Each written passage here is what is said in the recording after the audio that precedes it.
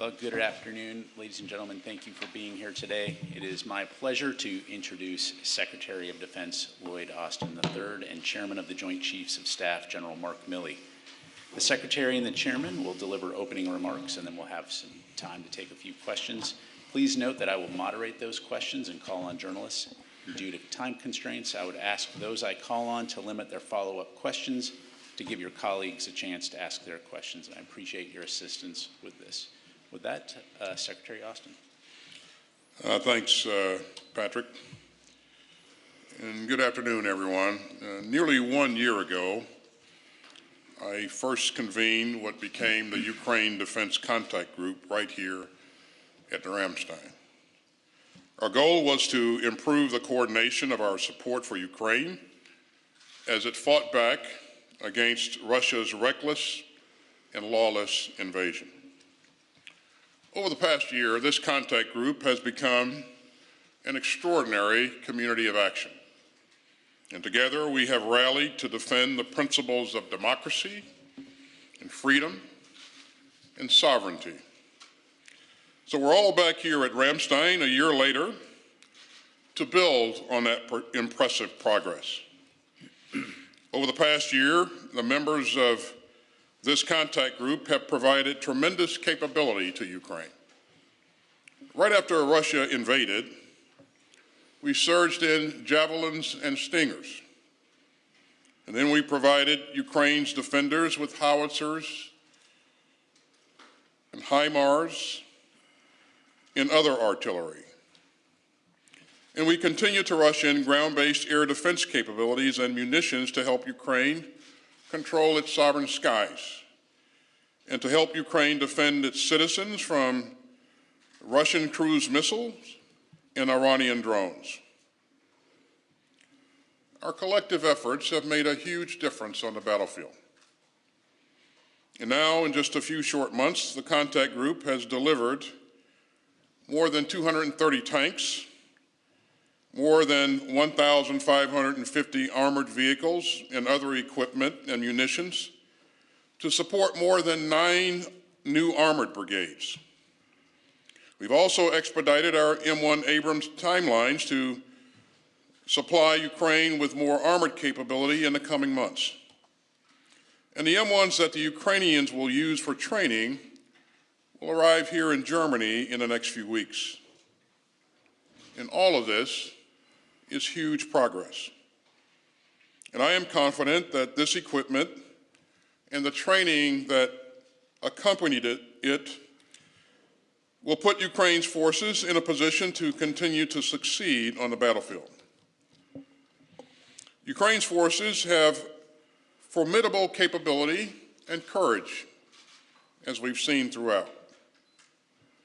And all this progress rests on the coordinated work of some 50 nations of goodwill that have gathered again today.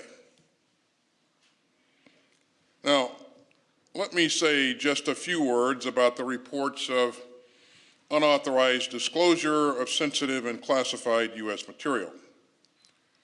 I take this matter extremely seriously, and we will continue to work closely with our deeply valued allies and partners in a spirit of abiding respect and friendship.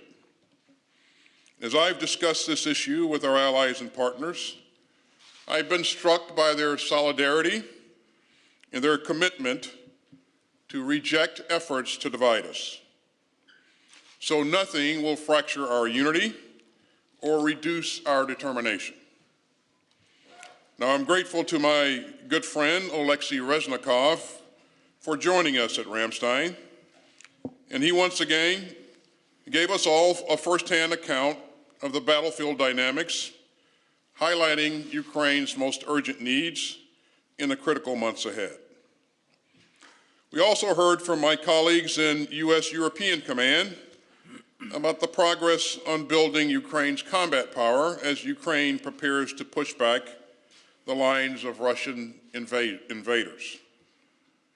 And we talked about key enablers that will help Ukraine repel Russian forces, such as heavy equipment and transport vehicles and refuelers and mine rollers.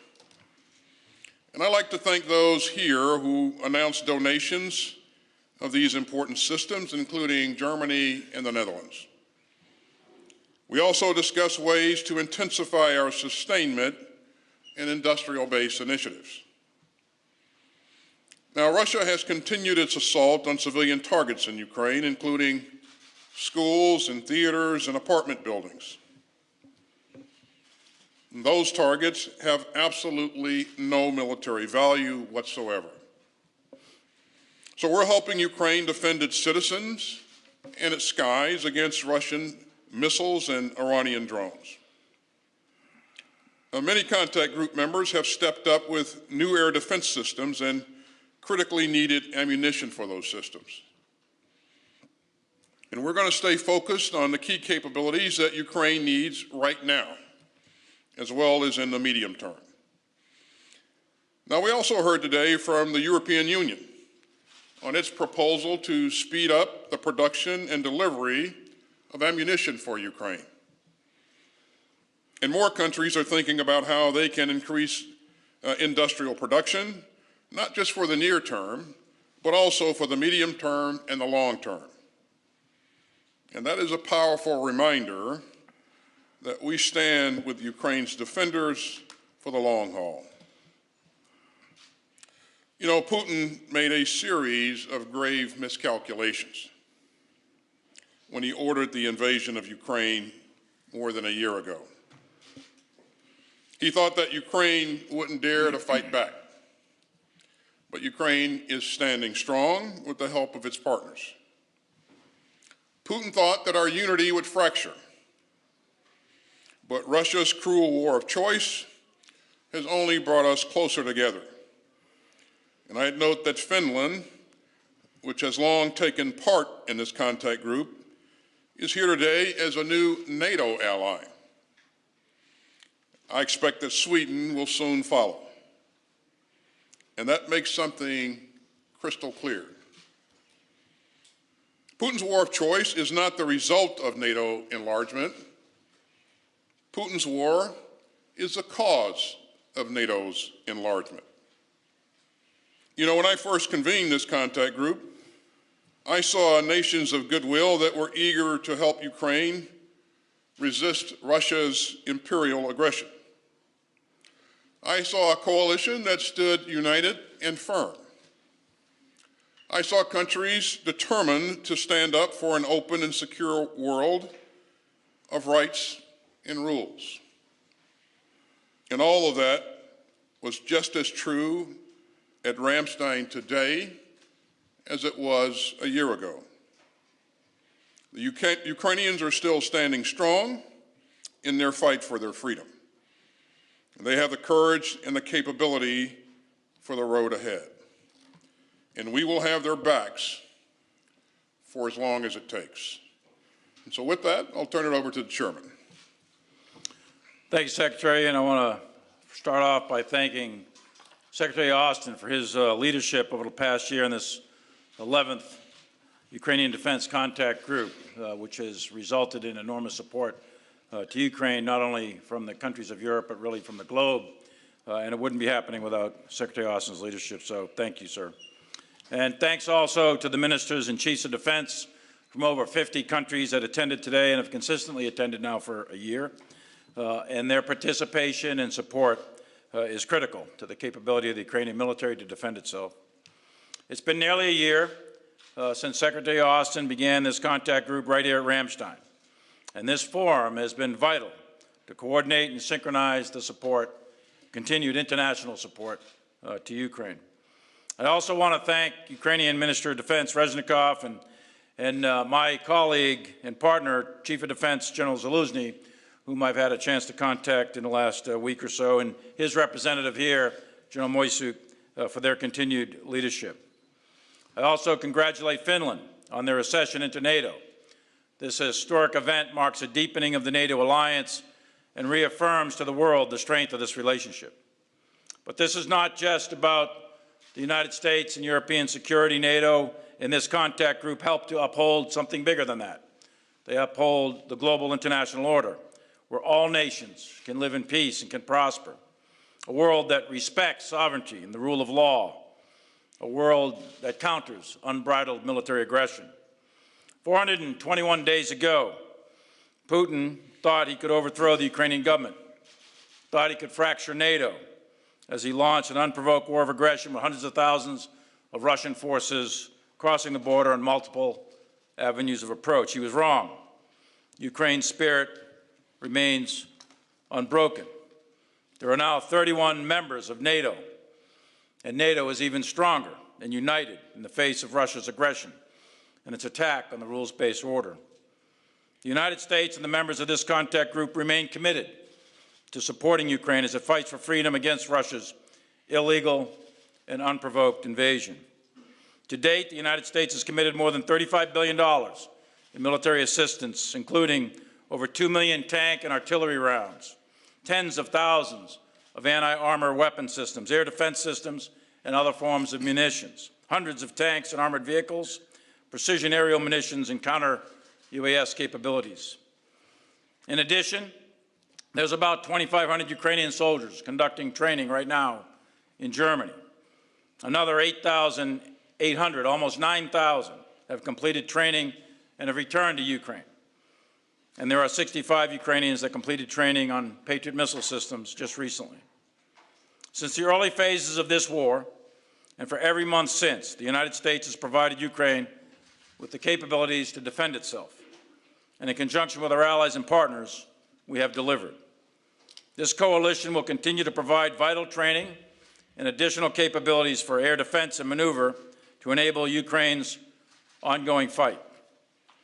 Air defense munitions, air defense capabilities, tank munitions, armored vehicle capabilities, artillery ammunition, artillery tubes and rockets, and spare parts remain critical as Ukraine protects its cities and expels the Russian menace from its territory. Our countries and the countries of Europe have pledged that Ukraine will have the capabilities it needs to execute their missions on their own timeline.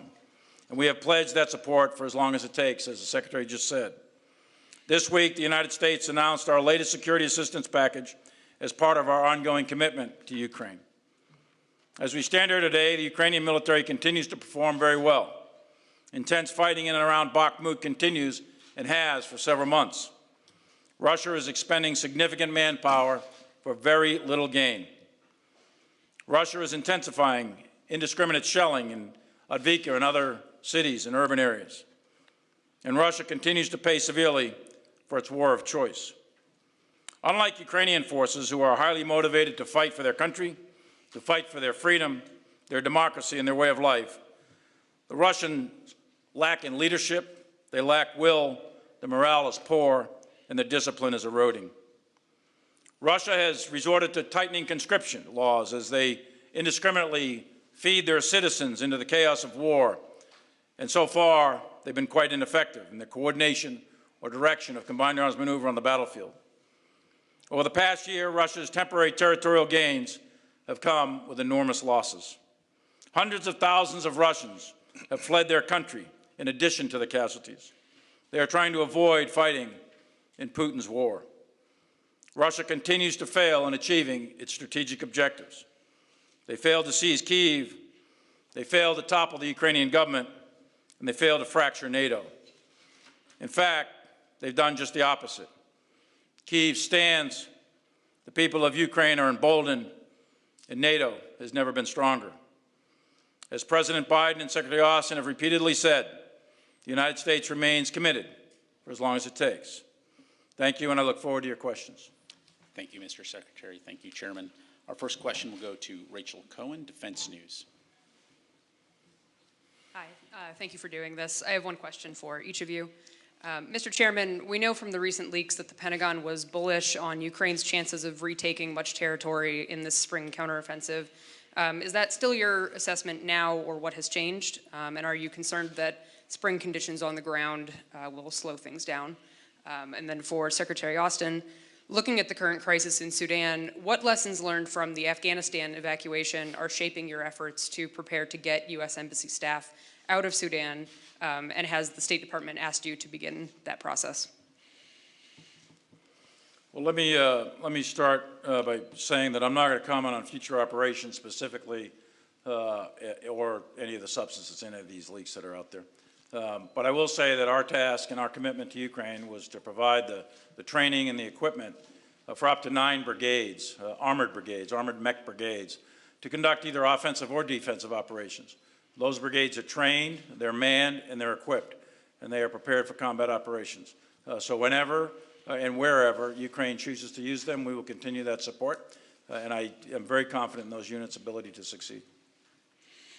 Regarding Sudan, the department, through our headquarters at AFRICOM, continues to monitor very closely the situation on the ground, and we continue to coordinate with the State Department to make sure we have a common vision of what the situation is.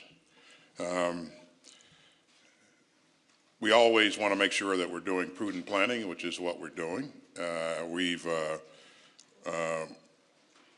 We've deployed some forces into theater to ensure that we provide as many options as possible if we are called on to do something, and we haven't been called on to do anything yet. No decision on anything has been made. And for operation security purposes, as you would guess, I won't specify, where those troops move to, but our focus is to make sure that we continue to do prudent planning and that we create and maintain as many options for our president as possible. Thank you. Our next question will go to Ute Spanenberger, ARD. My question is going to both. According fighter jets, Ukraine said that they need more fighter jets. Poland has just delivered MiGs. Did you talk about fighter jets and how helpful could they be for Ukraine?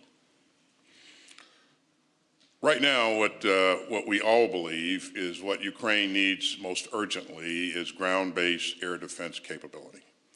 That is what has enabled them to prevent the Russian air forces from having a meaningful impact in this fight. And so you've heard us say that for the last several months. We will continue to say that because that is what is most important in the current and the future fight, the immediate future. We have to make sure that the Ukrainians have the ability to protect their infrastructure, protect their citizens, but also protect troops if the troops are maneuvering. So we continue to engage our partners and allies and emphasize that we need to do everything we can to ensure that Ukraine has adequate air defense, ground-based air defense capability. And I have to applaud the work that our partners are doing. Where possible, they're stepping up to the plate. I believe that we can still do more, and I'm asking them to do more, and I believe that they will respond. Okay. Our next question will go to Will Dunlop, Agency France Presse. Thank you. Secretary Austin, are contact group members working to speed up deliveries of military supplies, especially key items such as artillery rounds, ahead of Ukraine's counteroffensive? And does Ukraine have the items it needs for that offensive? And Chairman Milley, do you think the Abrams tanks will have a significant impact once they arrive on the battlefield in Ukraine? The U.S. has previously expressed concerns about logistics and sustainment for the tanks. Have those concerns been sufficiently addressed? Thank you. Yeah, so several months ago, as we set out to plan, as our people set out to plan with Ukrainian partners, we outlined the parameters for potential operations, and we designed the support that would be required to support those operations, and we laid that out in detail, and that set us on a path to generate combat power, combat capability. You've heard us talk about the combat platforms, the tanks, the Bradleys, the Strykers, Martyrs, CV-90s, and all of the sustainment that goes along with that, and all of the munitions required to be successful. As you just heard, both what the chairman and I said, this was really difficult work. But we have met our initial goals to provide what's required to get started. And we know that combat is dynamic, complex, and so we understand that we're going to have to continue to sustain Ukraine's efforts going forward when the fight starts and long after the fight continues. So on the M1 tank, you know, I'm biased, but I think the M1 tank's the best tank in the world. There are other tanks that are quite good. Leopards, for example, are being provided as well. But I do think the M1 tank, when it is delivered, will make a difference. Now, let me distinguish between, in a couple of weeks, you're going to get training tanks. Those aren't quite combat capable, and they'll be used to train the crews on how to shoot, maneuver, and maintain these tanks, and that'll be part of the sustainment package to get them trained up as the other tanks are being refurbished in order to accelerate their delivery. But when they do get here and those crews are trained and they're used in a combined tactic in combination with mech infantry, the Bradleys, they'll be very effective. But I would also caution there's no silver bullet in war. The outcomes of battles and wars are the function of many, many variables. And in this case, you would have to make sure that your tanks are used in combined arms with mechanized infantry, artillery, all of that is synchronized with dismounted forces, et cetera. So there is no silver bullet in this case, but I do think the M1 tank, when it's delivered and it reaches its operational capability, that it'll be very effective on the battlefield. Thank you. And our last question will go to Claire Cambier, TF1. Thank you. One question for Secretary Lloyd Austin. Do you really believe in a successful counteroffensive? Because here today we mainly hear about sustainability and long-term aid. And if this counteroffensive doesn't lead to a Ukrainian victory quickly, do you think that the Biden administration will still have the support of the American people to continue to help Ukraine? And if I have the time, one quick question to General Milley. You have been asked about jets, but is there any chance that the United States changed the mind about the delivery of F-16? Thank you. So, Claire, your question is whether or not we can expect to continue to have support for Ukraine. Well, we've enjoyed strong support from the American people throughout for this effort, this campaign. And that support has enabled the Ukrainians to be as successful as they have been on the battlefield. I have to credit the Ukrainians for their will to fight, for their ingenuity, for their professionalism, for their leadership. But even when you have all of that, you can't get it done unless you have the right gear and you are able to sustain your efforts. And so we've worked together to help create the dynamics that we've seen thus far. We're going to continue to work. So we've enjoyed support from the American people throughout. I am very hopeful that we'll continue to see that same level of support. And again, this is not just important to the Ukrainian people, it's important to the world. This is about the rules-based international order. This is about, a bully not having the ability to trample his smaller neighbor at will. And this is about protecting or providing the opportunity for a country to protect its sovereign rights. So on the F-16 or any other fourth-generation aircraft from any other country, first of all, those are policy questions. They'll be made by political leaders. But from a military perspective, the task is to control the airspace. How you control that airspace can be done in many, many different ways. The most cost-effective, efficient, and way to do that right now for Ukraine, and the fastest way to do that for Ukraine, is through air defense. They've been doing it for over a year now. They've been denying the airspace to effective Russian use. The Russians have been flying some sorties into Ukraine, but limited amounts of sorties over Russian-occupied Ukraine. The Russians have not done battlefield air interdiction deep into Ukraine territory except through missiles and rockets that have been fired from over Russian territory. Why is that done by the Russians? Because the Ukrainians are shooting Russian aircraft down. So the Russians are cautious to come into Ukraine because of the effective use of the Ukrainian air defense system. That is the most critical thing right now, is that air defense system to make sure that it is robust, it's rigorous, it's deep, and it's layered from high altitude to mid altitude to low altitude, and from short range, mid range to long range. And the frontline forces, the Ukrainian frontline forces, need to be protected. That's the most important critical military task right now. That was the theme of this entire day, was air defense, air defense, air defense, to make sure that Ukraine can defend its airspace. In terms of there's a long lead time for training of pilots, et cetera, and the Russians have a significant amount of air power. And to take the Ukrainian Air Force from where it is today and to build it up to match the Russian Air Force, that's a significant level of effort by lots of countries. And those policy choices may or may not be made down the road. And we'll see where that goes. But right now, the immediate need is air defense. Secretary Austin, General Milley, thank you very much, gentlemen. Ladies and gentlemen, this concludes our press briefing. Thank you very much for joining us today. Thanks, everybody.